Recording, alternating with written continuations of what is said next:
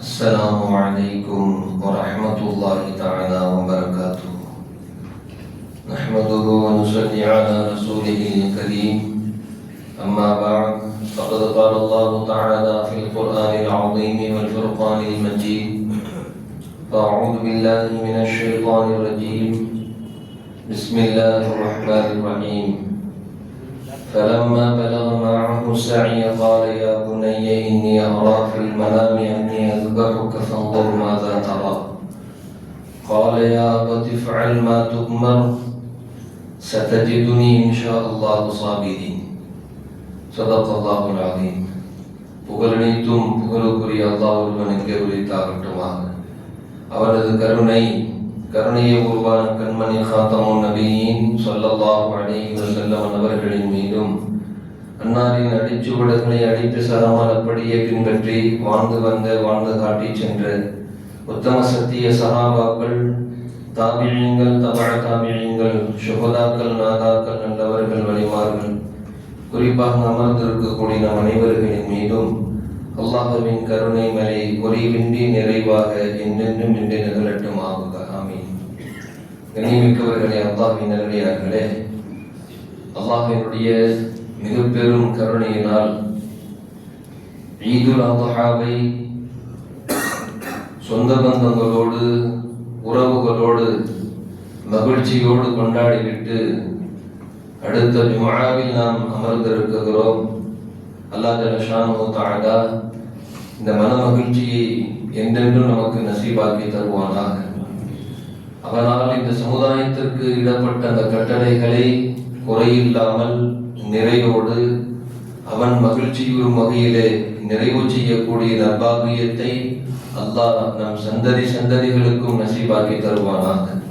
கண்ணியமிக்கவர்களே, அல்லாஹ்வின் நல்லடியார்களே, நாம் இன்றைக்கு கொண்டாடி கொண்டு முடித்த இந்த பெருநாள் இஸ்லாத்தின் தலையாய கடமையான 5 கடமைகளில் ஒன்றான இந்த ஹஜ்.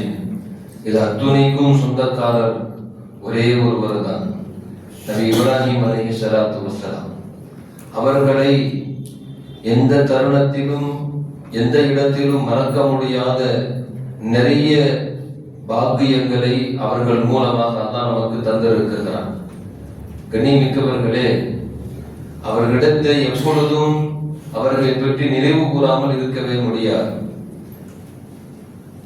குர்ஆன் ஷரீஃபில் அல்லாஹ் ஜல்ல ஷானுஹு தஆலா ஒரு 5 கனவுகளை சொல்லுகிறான்.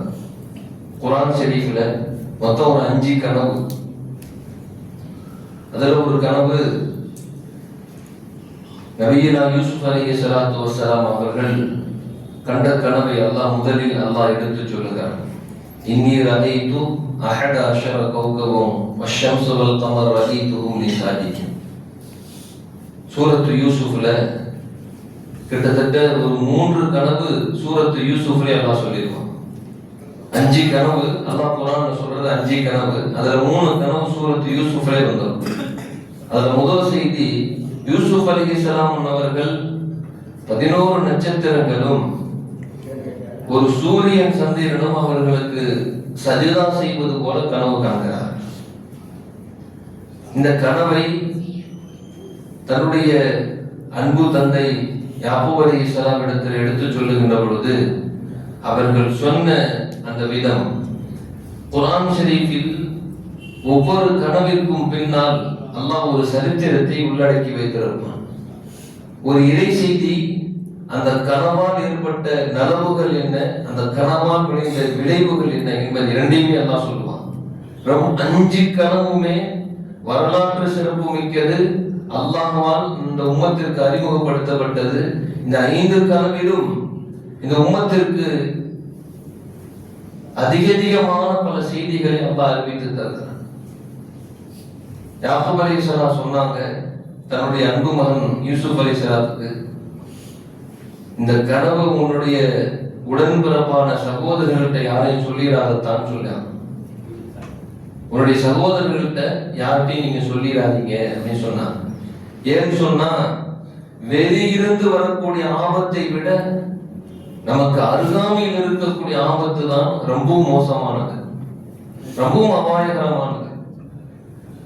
நிறைய அனுபவசாலிகள் சொல்லியிருப்பார்கள் அல்லது கேள்விப்பட்டிருப்போம். கூட இருந்தே குழி குறிச்சிட்டாப்பா, என்னால அவன் மன்னிக்கவே முடியல, அந்த விஷயத்தை என்னால ஜீர்ணிக்க முடியல சொல்லுவோம். வெளியிருந்து ஏற்படக்கூடிய ஆபத்துகள் அனுதினமும் நடந்து கொண்டுதான் இருக்கிறது. மக்களின் மீது அனுதினமும் கடன் விழுந்து கொண்டுதான் இருக்கிறது. நமக்கு அது பெருசா தெரியாது. பக்கத்துல இருக்கிற ஒரு 200 ரூபாய் ஏமாத்திட்டான்னு வைங்களேன், நம்மளால மனசு தாங்க. அவனை மலை போல நம்பி இருந்தேனப்பா, அற்ப காசுக்காக வேண்டி இப்படி அநியாயமா இப்படி செஞ்சுட்டானே, சகிச்சிக்க முடியல. அந்த கடனின் மூலமாக அல்லாஹ் அறிவித்து தரக்கூடிய பல செய்திகளில் ஒன்று, நமக்கு அருகாமையில் இருக்கக்கூடியவர்களிடத்தில் ஆபத்து இருக்கும். எந்த செய்தி எப்ப சொல்லணும், எந்த தருணத்தில் சொல்லணும், சொல்லணுமா சொல்லக்கூடாதா என்பதை முன் ஆலோசனையோடு நீ கொஞ்சம் எச்சரிக்கையோடு இருக்க வேண்டும். சிலருக்கு ஒருவருடைய வளர்ச்சி பிடிக்கும், பிடிக்காது.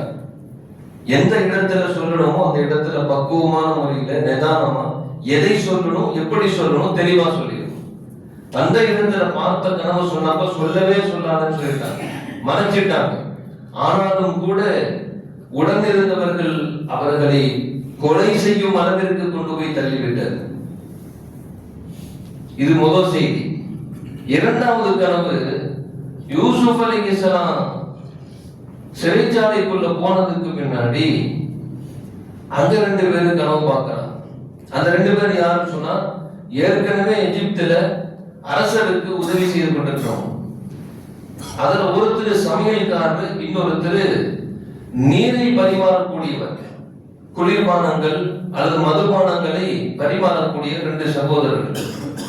அந்த 2 பேர் என்ன கேட்டாங்கன்னு சொன்னா, ஒருத்தர் பதவிக்கு ஆசை, இன்னொருத்தர் விசுவாசமா இருக்கக்கூடியவர்.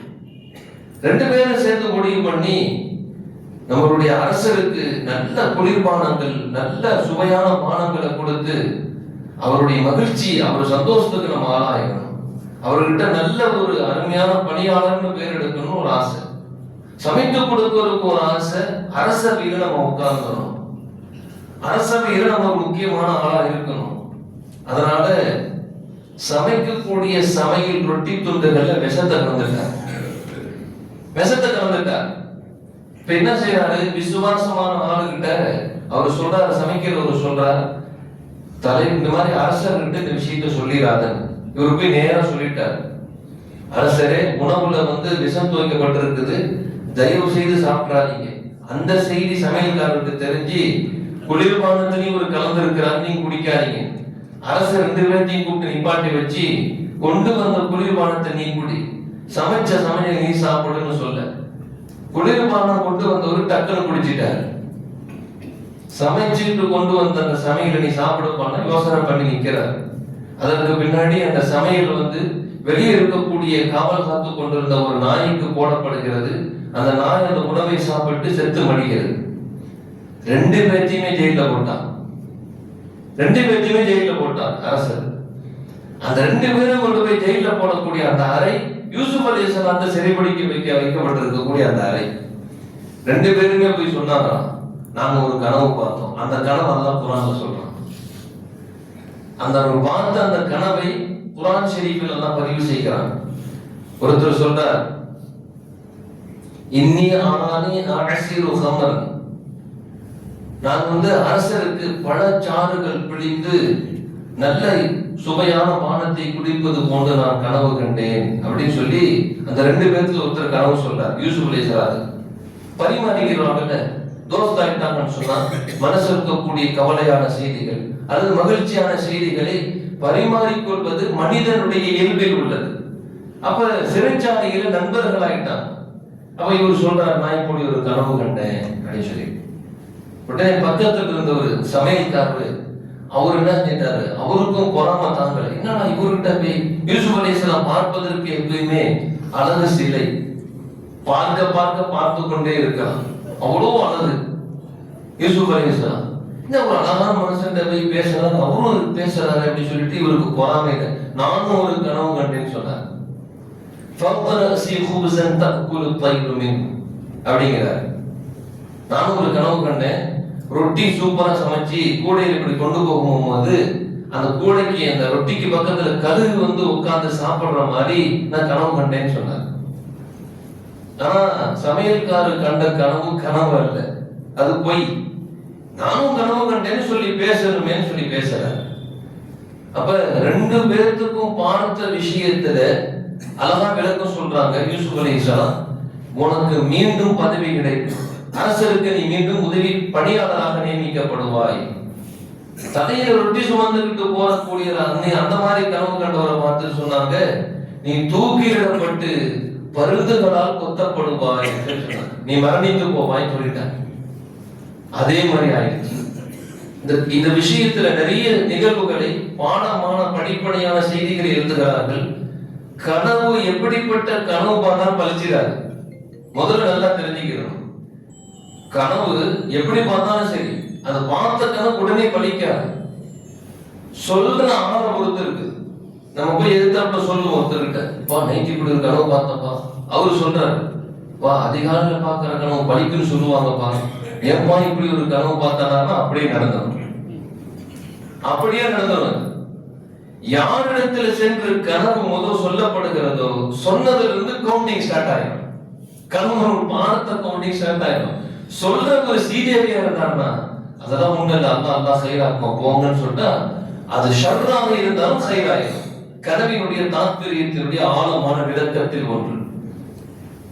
ஒருத்தர் பார்க்கிறார், ஒருத்தர் வந்து கொல்ற மாதிரி பார்க்கிறார், பதறி போய் நைட்டு இப்படி கனவு பார்த்தேங்கிறார். அதெல்லாம் ஒண்ணு மேல பார்த்தா சும்மா அதான் ஒண்ணு லேசாக்குமா போனா அது லேசாயிடும். அப்படியா பார்த்த பார்த்த கனவு பழிச்சிட வைப்பான்னா கண்டிப்பா பழிச்சிடும். கனவுக்கு இப்படி ஒரு நிலை உள்ளது. இவரு சொன்னார், அதே போல இவரு தூக்கிலிடப்படுகிறது. ஏன்னா இவரு குற்றவாளி அப்படிங்கிறது நிரூபணம் ஆயிடுச்சு. உணவுல விஷம் துவைக்கப்பட்டு வந்ததனால இவருக்கு தூக்கு தண்டனை கொடுக்கப்பட்டுச்சு. இந்த கனவிற்குள் நிறைய ஆழமான செய்திகள் உண்டு, நிறைய உண்டு. வாய்ப்புகள் கிடைக்கின்ற பொழுது அல்லாஹ் உங்களுக்கு விளக்குகளை அல்லாஹ் தர வைப்பான் இன்ஷா அல்லாஹ். மூணாவது ஒரு கனவு அல்லாஹ் பதிவு செய்யறான். மூணாவது ஒரு கனவு அரசர் பார்க்கக்கூடிய கனவு. 7 கொடுத்த மாடு மெலிந்த மாடை வந்து சாப்பிடுது.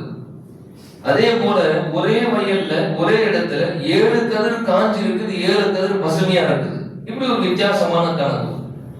ஆல்ரெடி இவங்க பார்த்த கனவு உண்மை அரசர்கிட்ட சொல்லி இருப்பாங்க, இப்படி ஒரு கனவு பார்த்தேன், இந்த கனவு பார்த்தது அந்த கனவுல இருக்கக்கூடிய அந்த ஜெயில இருக்கக்கூடியவர் சொன்னாரு, நீ திருப்பி அரசவைக்கு பதவி ஏற்ப, அவர் நீ தூக்கிலிடப்படுவ, அவர் சொன்ன மாதிரி நடந்துருச்சு. அரசர் என்ன செஞ்சிட்டாரு, திருப்பி அறிவிப்பு செய்யறாரு, நான் கண்ட கனவிற்கு யாராவது விளக்கம் சொல்வீர்களா? அப்ப இவர் சொல்றாரு, இது மாதிரி ஜெயில ஒருத்தர் இருக்கிறார், அவர் கரெக்டா சொல்றாரு. யூசுப் அலைஹிஸ்ஸலாம் கேட்கப்பட்டுச்சு.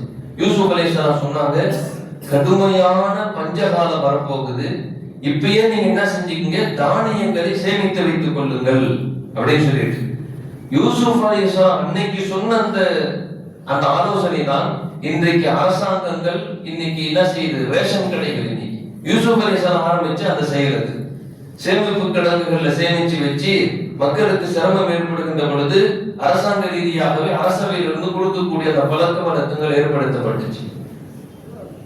அப்ப இது ஒரு அல்லாஹ் உலகத்திற்கு ஒரு பெரிய பாடத்தை எல்லாம் புகட்டினார். நாலான ஒரு கனவு இருக்குது.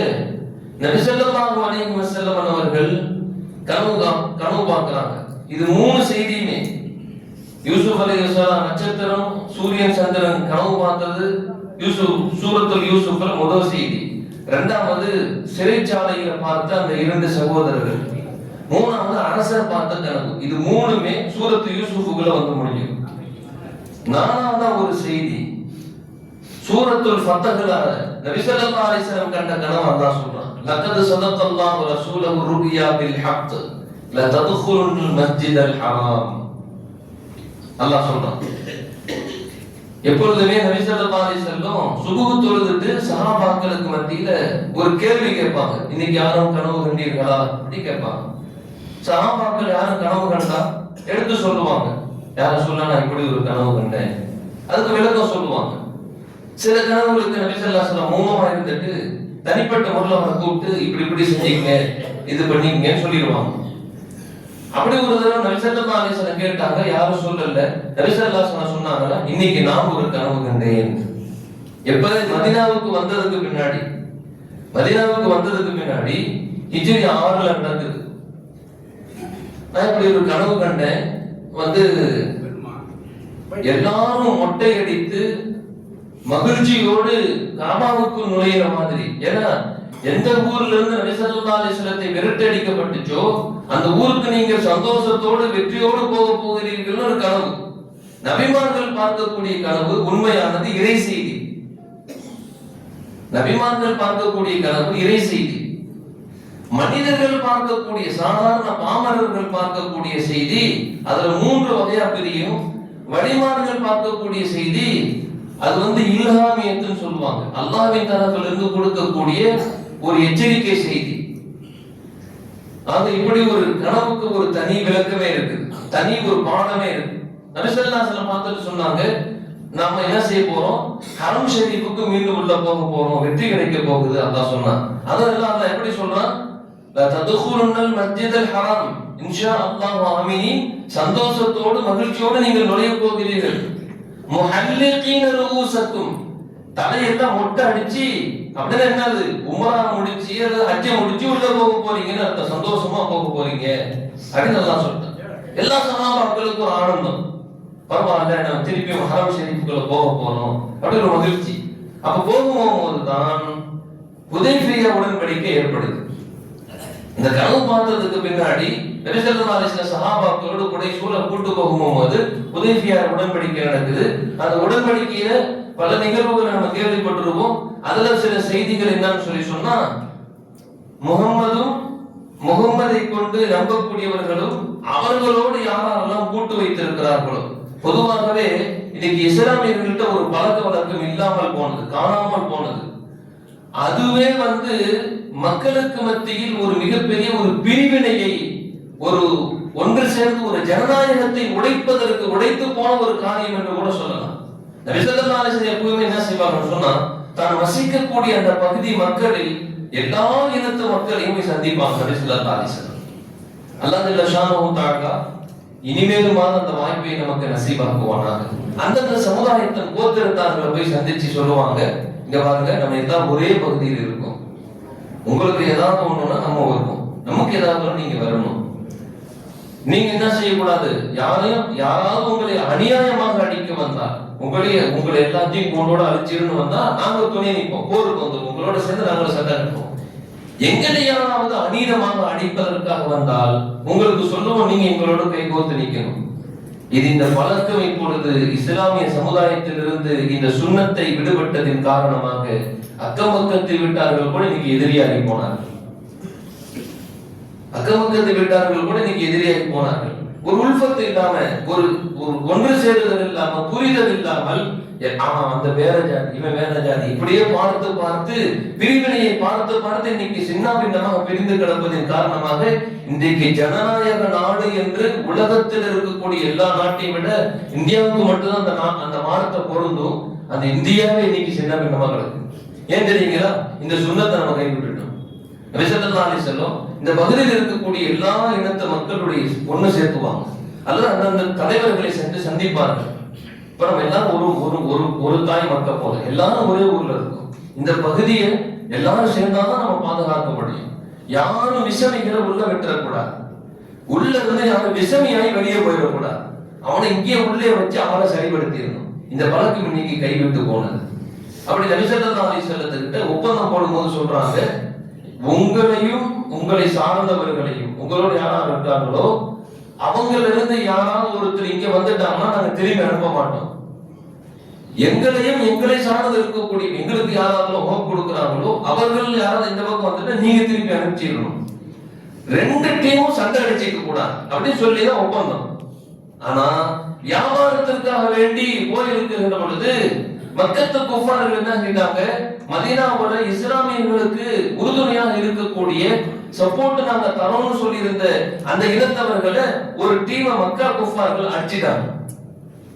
நபி ஸல்லல்லாஹு அலைஹி வஸல்லம் கிட்ட ரிப்போர்ட் வருது, யா ரசூலல்லாஹ் நீங்க இது விசாரிச்சே தீரணும், எங்களை அடிச்சிட்டாங்க. இந்த செய்தி அபூ சுஃபியானுக்கு தெரியுது. அபூ சுஃபியான் நேரமா எப்படியாவது நாயகம் ஸல்லல்லாஹு அலைஹி வஸல்லம் சொல்லி சமாதானப்படுத்திடணும். அவரு படையை கிளப்பினாருன்னா நம்ம படம் காலியாயிரும். அபூ சுஃபியானுக்கு நல்லா தெரியும், நபி ஸல்லல்லாஹு அலைஹி வஸல்லம் அவர்களுடைய வார்த்தை எப்படி பலமிக்கது, அவர்களிடத்தில் இருக்கும் படை எப்படிப்பட்ட திறன் கொண்டது என்பது தெரியும். அபூ சுஃபியான் நேரம் அந்த பேச்சுவார்த்தைக்கு இடமில்லை. ஒப்பந்தத்தை மீறி விட்டீர்கள், எங்களை நீங்கள் எதிர்கொண்டே ஆகணும். நேரம் உள்ள போனாங்க. ஃபதஹ் மக்கா. எந்த போருமே எல்லாம் அப்படியே சரணடைஞ்சிட்டாங்க. எல்லாம் சரணடைஞ்சாங்க. சரணடைஞ்சதற்கு பின்பு நபி ஸல்லல்லாஹு அலைஹி வஸல்லம் சொன்னாங்க, எல்லாத்துக்கும் பொது மன்னிப்பு, எல்லாத்துக்கும் பொது மன்னிப்பு. யாரையும் உங்களை நாங்க அடிக்க மாட்டோம், துன்புறுத்த மாட்டோம். இந்த ஊர்ல வசிக்கணும்னு ஆசைப்பட்டவங்க வசிச்சுக்கீங்க, வெளியூருக்கு போகணும்னு ஆசைப்பட்டவங்க போயிக்கீங்கன்னு சொல்லிட்டாங்க. கொத்து கொத்தாக இஸ்லாத்தை ஏற்று வந்த மக்கள் ஃபத்ஹ் மக்காவின் போது மக்காவை வெற்றி கொண்டு மீண்டும் மக்கா நகரத்துக்குள் நுழைகிறாங்க. அந்த மானத்த கனவு பழிக்குது. அந்த கனவிற்கு பின்பு இருக்கக்கூடிய நிறைய ரகசியமான செய்திகள், பல கஷ்டங்கள், பல துன்பங்களை ஒரு மனிதனுக்கு தந்தாலும் கூட கடைசியில் அவனுக்கு விஸ்வரூப ஒரு வெற்றியை நாம் தருவோம் நான் சொல்றேன். அந்த கனவின் மூலமா அந்த கனவினுடைய பின்னணி நிறைய செய்திகள் உண்டு. அதுல ஒன்று நமக்கு பாடமான படிப்படியான செய்திகள். இந்த கனவு ஒன்று.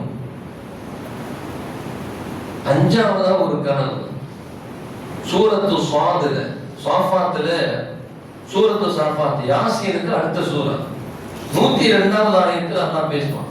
ஃபலம்மா பலக மஅஹு ஸஅய்ய. இன்றைக்கு ஜும்ஆவினுடைய தலையங்கத்தின் ஹார்டான செய்தி இதுதான்.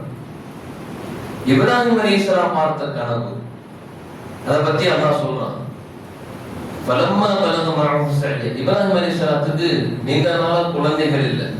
84 வயசுல அவங்களுக்கு சுப செய்தி பஷாரத்து சொல்லப்படுது. இப்ராஹிமே, நீங்கள் தந்தையாக போகிறீர்கள், நீங்கள் தந்தையாக போகிறீர்கள். ஹாஜர் அம்மாட்ட போய் சொல்லப்படுது, நீங்கள் தாயாக போகிறீர்கள். இப்ராஹிம் அலைஹிஸ்ஸலாத்துக்கு 84 வயசுல வைங்கல, அந்த அம்மாவுக்கு எப்படி ஒரு 70 வயசு 75 வயசாக இருக்கும். 75 வயசுக்கு ஒரு அம்மா தாயாக போறாங்க. அவங்க கேட்கிறாங்களா, நான் ஆயிஷா ஆயிட்டேன், ஆயிஷா ஆயிட்டேன். அலீஃப் ஐன் போட்டு சொன்னா ஆயிஷா நாயகி நபி ஸல்லல்லாஹு அலைஹி வஸல்லம், அலீஃப் போட்டு சொன்னா வயதான பெண்மணி கிழவின்னு இருக்கும். நான் ஆயிஷா ஆயிட்டேன், வயசானவள் ஆயிட்டேன், நான் எப்படி போய் தாயாகிறது? சம்பந்தமே இல்லையேப்பா. அவங்க சொன்னாங்க கதாலி, அல்லாஹ் குர்ஆன்ல சொல்றான். அவ்வாறுதான் அல்லாஹ் சொன்னா நடக்கும். அதே போல 84 வயசுல இஸ்மாயில் அலைஹிஸ்ஸலாத்தை பெற்றெடுத்ததற்கு பின்னாடி நடக்கும் வயதை இஸ்மாயில் அலைஹிஸ்ஸலாம் அடைந்ததற்கு பின்பு அல்லாஹ் ஒரு சோதனை வைக்கிறான். அல்லாஹ் ஒரு சோதனை வைக்கிறான். ஃபலம்மா பலக மஅஹு ஸஅய்ய. அல்லாஹ் சொல்றாங்க மஅஹு ஸஅய்ய, நடை அவர் தனியாக எழுந்து நடக்கும் அளவிற்கு வந்ததற்கு பின்பு அன்னி அதுபவுக ஃபன்துர் மாதா தரா. உன் பிள்ளையை அறுத்துறணும்னு அல்லாஹ் கனவு சொல்றான். எவ்வளவு பெரிய ஒரு கனவு செய்தி. பிறை 8. முதல் கனவு, முதல் செய்தி பார்க்கிறாங்க, பிறை 8. நபிமார்கள் பார்க்கும் கனவு சத்தியமானது, உண்மையானது. ஆனாலும் மனசுல ஒரு நெருடல் வருது.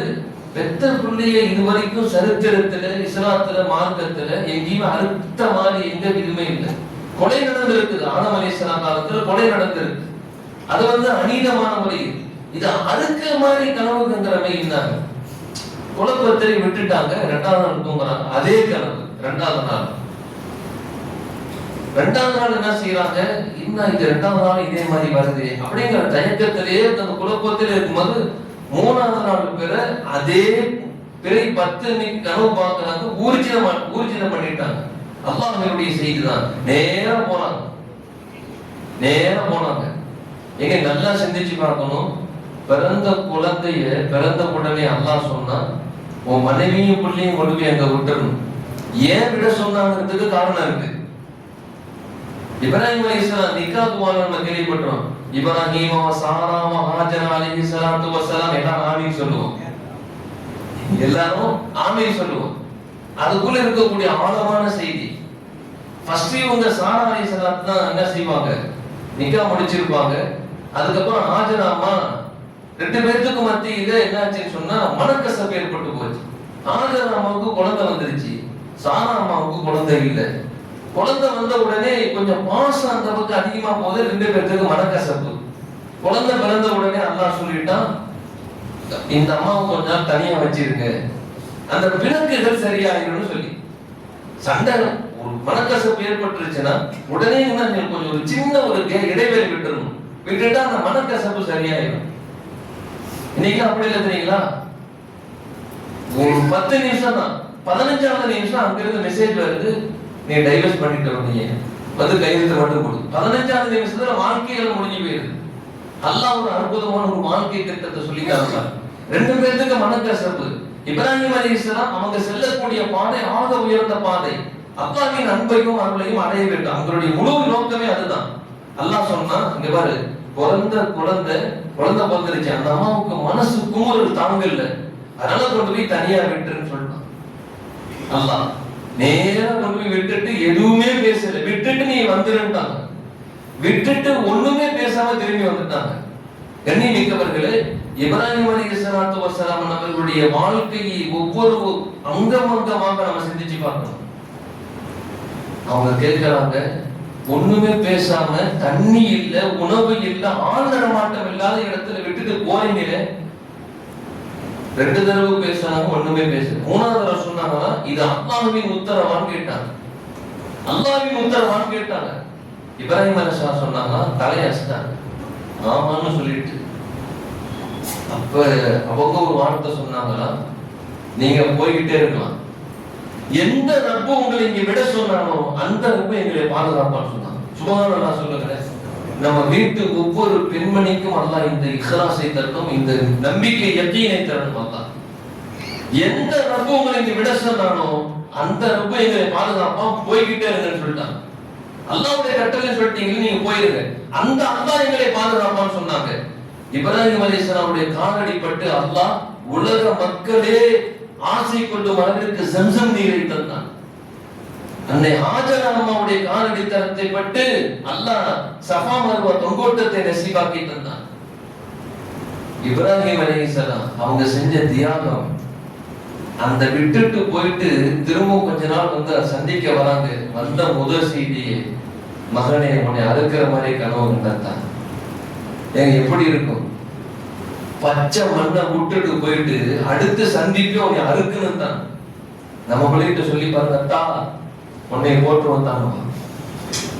நம்ம பிள்ளைகிட்ட சொன்னோம்னா நினைச்சு பாருங்க, அப்படி தா உன்னை போட்டு வந்தாங்க. அவன் கத்தி எடுத்து கையில வச்சுக்கிட்டே சொல்லிடுவான். இன்னைக்கு உள்ள பிள்ளை கண்ணியமிக்கவர்கள் சிந்திச்சு பாருங்க. அல்லாஹ்வுடைய ஏற்பாடு நடக்கும். பலம்மா பலக மானுஸிய 8 வைத்து நடக்கக்கூடிய அளவிற்கு தயாரானதற்கு பின்பு அல்லாஹ் இந்த கனவு அனுபவிச்சு கொடுத்தான்.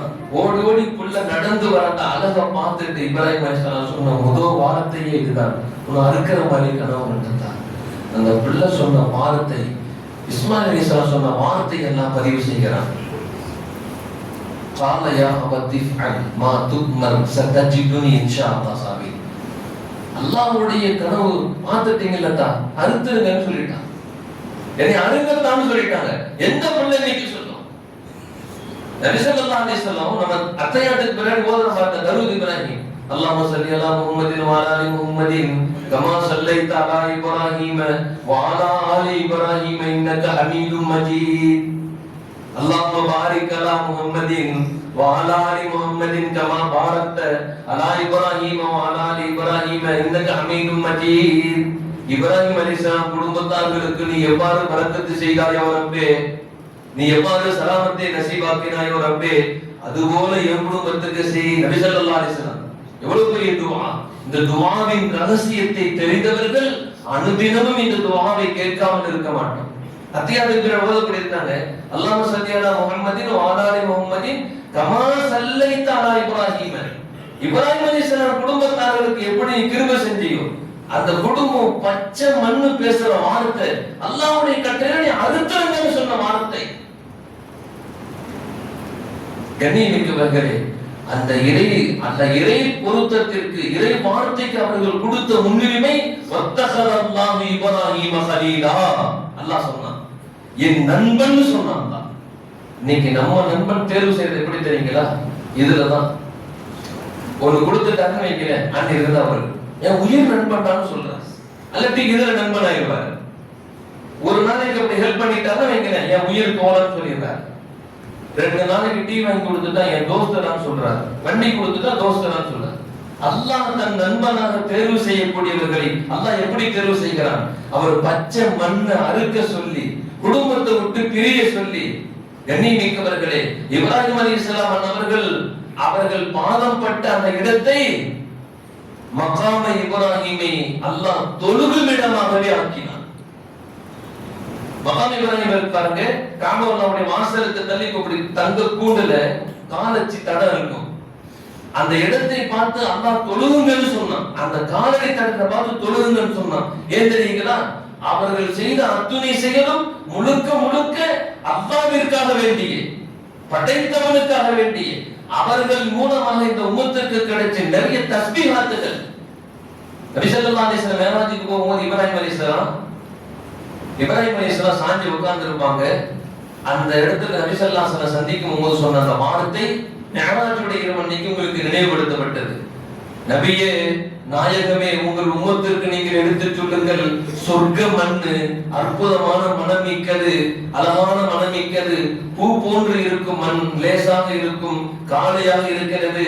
அதில் உங்கள் உம்மத்துமார்களை மரம் நட்டுக்க சொல்லுங்கள், சோலையாக்கிக் கொள்ள சொல்லுங்கள், குளுமையாக்கிக் கொள்ள சொல்லுங்கள். நபி ஸல்லல்லாஹு அலைஹி வஸல்லம் கேட்டாங்க, எப்படி தந்தையே முடியும்?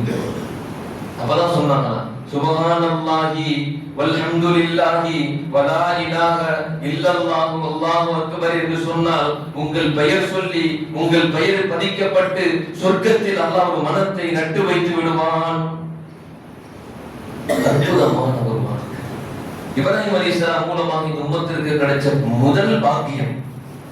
சொல்லுங்க ஒரு தடவை, சுப்ஹானல்லாஹி வல்ஹம்துலில்லாஹி வலா இலாஹ இல்லல்லாஹு அல்லாஹு அக்பர். இன்னால நம்ம பேரு சொல்லி அல்லாஹ் சொர்க்கத்தில் ஒரு மரம் நட்டுறான். சொன்னது இப்ராஹிம் அலைஹிஸ்ஸலாம். இந்த உம்மத்திற்கு அறிவித்து தந்தது நாயகம் ஸல்லல்லாஹு அலைஹி வஸல்லம். ஹஸ்புனல்லாஹு வ நிஅமல் வக்கீல். எல்லா அருள் வாசலையும் திறந்து வைக்கும் மந்திர வார்த்தை. எல்லா அருள் வாசலையும் திறந்து வைக்கக்கூடிய மந்திர வார்த்தை ஹஸ்புனல்லாஹு நிஅமல் வக்கீல். எந்த ஒரு மனிதனுக்கு ஆஜத்தை நிறைவேறணுமோ ஹஸ்புனல்லாஹு நிஅமல் வக்கீல் தினம் ஃபஜ்ருடைய சுன்னத்திற்கு பின்னாடி, ஃபஜ்ருடைய ஃபர்லுக்கு முன்னாடி ஓதி துஆ செய்து பாருங்கள், நடந்தே தீரும். ஹஸ்புனல்லாஹு நிஅமல் வக்கீல். இன்னைக்கு நம்ம ஒவ்வொரு வக்துக்கு ஃபர்லான தொழுகைக்கு பின்னாடி அல்லாஹு அக்பர் அல்லாஹு அக்பர் லா இலாஹ இல்லல்லாஹு அல்லாஹு அக்பர் இப்ராஹிம் அலைஹிஸ்ஸலாம் மூலமாகவே நசீபானது. அது மாதிரி எண்ணற்ற கோடான கோடி நிகழ்வுகள் அத்துணையும் இப்ராஹிம் அலைஹிஸ்ஸலாத்தை அல்லாஹ் அந்த அவர்கள் செய்த அந்த தியாகம், அவர்கள் செய்த அத்துணை காரியத்தையும் நபி ஸல்லல்லாஹு அலைஹி வஸல்லத்துக்கு மார்க்கமாகவே ஆக்கி தந்தார். காரணம் தெரியுங்களா? கொஞ்சம் கூட பிசுறுதல்ல குடும்பத்தார்கள் யாரும் சரி, மனைவியும் சரி, பிள்ளையும் சரி, தகப்பனும் சரி, எண்ணி மிக்கவர்களே, அந்த குழந்தை அப்படி அல்லாஹ்வுடைய கட்டளையை நிறைவேற்றுங்கன்னு சொன்னா தாயுடைய வளர்ப்பு எவ்வாறு இருந்தது? தாயுடைய வளர்ப்பு எப்படி இருந்திருக்கும்? தன் பிள்ளை அப்பாவுடைய வார்த்தைக்கு தான் நீ முன்னுரிமை தரணும்னு சொல்லி எப்படி சீரூட்டி தாளாட்டி வளர்த்திருப்பார்கள் அன்னை ஹாஜரா அம்மா. ஒரு தாயினுடைய வளர்ப்பை சொல்லித் தரக்கூடிய அற்புதமான ஒரு செய்தி, தந்தையின் வளர்ப்பை அற்புதமான செய்தி. அல்லாஹ் சொன்னான், மிம்மகாமி இப்ராஹீம முஸல்லா. நபியின் இப்ராஹிம் அலைஹிஸ்ஸலாம் காலடி பாதம் பட்ட அந்த கல்லை நீங்கள் வணங்குங்கள். அதை பார்த்து அல்லாஹ் குர்ஆன்ல நினைவுபடுத்துகிறான். காபாவை பார்த்து வணங்க சொல்லலாம், அது திசை. நபி ஸல்லல்லாஹு அலைஹி வஸல்லம் சொல்லி தரப்பட்ட செய்தி. ஆனா ஒரு கல்லு, இப்ராஹிம் அலைஹிஸ்ஸலாமுடைய காலச்சி படுந்த கல்லை பார்த்து அதை பார்த்து நீங்க தொழுவுங்கன்னு சொல்றான் குர்ஆன் செய்தியில. சூரத்துல் பக்ராவுல அல்லாஹ் சொல்றான். எப்படிப்பட்ட அற்புதமான செய்தி! காரணம், அவர்கள் முழுக்க முழுக்க ரப்பு என்று சொன்னால் தன் உயிரை அப்படியே தியாகம் செய்வாங்க, அப்படியே துறப்பாங்க. நிறைய நிகழ்வுகள் வரலாற்று செய்திகள் உண்டு. அல்லாஹ் ஜல்ல ஷானுஹு தஆலா அந்த இப்ராஹிம் அலைஹிஸ்ஸலாம் அவர்கள் எவ்வாறு எல்லா விஷயத்திற்கும் படைத்த ஒருவன் தான், அவன் திருப்தியே என் திருப்தி, அவன் சந்தோஷமே எனக்கு சந்தோஷம், அவன் பெயரே என் வாழ்க்கை, என் உயிரே அவன் தான் சொல்லி சொன்னாங்க. மலக்குமார்கள் ஆடி போனார்கள். இப்ராஹிம் அலைஹிஸ்ஸலாம் தன் ஆட்டு மந்தையை தந்திருந்தான். அப்ப எல்லாரும் சொன்னாங்களா மலக்குமார்கள், ரப்பே இப்ராஹிம் ரொம்ப படோபடமா வாழ்ந்துட்டு இருக்கிறார், யோகபோகமா சந்தோஷமா வாழ்றாரு, அவருக்கு ஏதாவது சோதனை வந்துச்சுன்னா உன்னை நினைக்கிறத மறந்துடுவார். அல்லாஹ் சொன்னான், வத்தகதல்லாஹு இப்ராஹீம கலீலா, அவர் என் நண்பன் சொன்னான். அல்லாஹ்வுக்கு இப்ராஹிம் அலைஹிஸ்ஸலாம் இருக்கக்கூடிய அந்த நட்பு அல்லாஹ் சொல்றான் பாருங்க. ஏன் நண்பன் நான் வத்தஹதல்ல இப்ராஹிம கலீலா, என் நண்பனாக தேர்வு செய்திருக்கிறேன். நீங்க வேணா சோதனை பண்ணீங்கன்னா மனித தோற்றத்தில் வந்த மலக்குமார்கள் சொன்னாங்க, எப்பா அங்க வந்து மந்தை கிட்ட உட்கார்ந்துக்கிட்டு சுப்பூன் குத்தூசுன் ரப்புனா ரப்புல் மலாயிகத்தி வர்ரூஹ், இப்ராஹிம் ஓடி வந்தான். மந்தைக்கு அப்பா ரெண்டு ஓடி வராங்க. ஏன்னு சொன்னா மந்தையை பாதுகாக்கிறதுக்கு 50,000 நாய்கள், 10,000த்திற்கும் மேற்பட்ட நாய்கள், நாய்களுடைய பெல்ட் எல்லாமே தங்கம், நாய்களுடைய கழுத்துல போடப்பட்டிருக்கக்கூடிய எல்லாமே தங்கம். மலக்குமார்கள் கேட்டாங்க, என்னங்க ஒரு நபிங்கிறீங்க, இவ்வளோ பயங்கரமா வாழ்றீங்களே, ஆடம்பரமா வாழ்றீங்களே? அவங்க சொல்றாங்க, தங்கம் ஆண்களுக்கு மார்க்கத்துல ஆண்களுக்கு நஜீஸ்னு சொல்லப்படுது, அது ஹராம்னு சொல்லப்படுது. நஜீஸை நஜீஸோடு சேர்த்து விட்டேன். மலக்குமார்கள் முதல் மூக்குடையுது. நீங்க ஒரு வார்த்தை சொன்னீங்க, அதை திரும்ப சொல்லுங்களேன். மலக்குமார்கள் சொன்னாங்க, சும்மா தான் சொல்ல முடியாது. அவர் சொன்னாங்களா, இல்ல என் ஆட்டு மந்தையில பாதி கொடுத்துறேன், ஆட்டு மந்தையில பாதி கொடுத்துறேன் சொல்லுங்க. சொன்னாங்க திரும்ப சுப்பூஹும் குத்தூசுன் ரப்புனா ரப்புல் மலாயிகத்தி வர்ரூஹ். திரும்ப சொன்னாங்க, இன்னொரு தடவை சொல்லுங்க, ஆட்டு மந்தையை முழுசா கொடுத்துறேன். இன்னொரு தடவையும் சொன்னாங்க, இன்னொரு தடவை சொல்லுங்கன்னு சொன்னாங்க. திரும்ப மலக்குமார்கள் சொன்னாங்களா, உங்ககிட்ட கொடுக்கறதுக்கு ஒண்ணும் இல்ல, நாங்க சொல்ல முடியாது. இல்ல இல்ல இருக்குது, நீங்க சொல்லுங்க. என்னன்னு சொன்னாங்களா, என்னன்னு சொல்லுங்கன்னு சொன்னாங்க. மலக்குமார்கள் சொன்னாங்க, ஆட்டு மந்தையை கொடுத்தேன், ஆட்டு மந்தையை மேய்ப்பதற்கு ஆட்டு இடைகளை நான் இன்னும் தரவில்லை, அதனால் இன்னொரு தடவை சொன்னால் அந்த வார்த்தையை சொன்னால் ஆட்டு இடையனாக நானே என்னை தருகிறேன் சொன்னாங்க. என்னங்க, ஒரே ஒரு ஒத்த வார்த்தை, சுப்பூஹுன் குத்தூசுன் ரப்புனா ரப்புல் மலாயிகத்தி வர்ரூஹ். எல்லா அருவாகுகளுக்கும் எல்லா படைப்பினங்களுக்கும் அல்லாஹ்வே ரப்பு, அவ்வளவுதான்.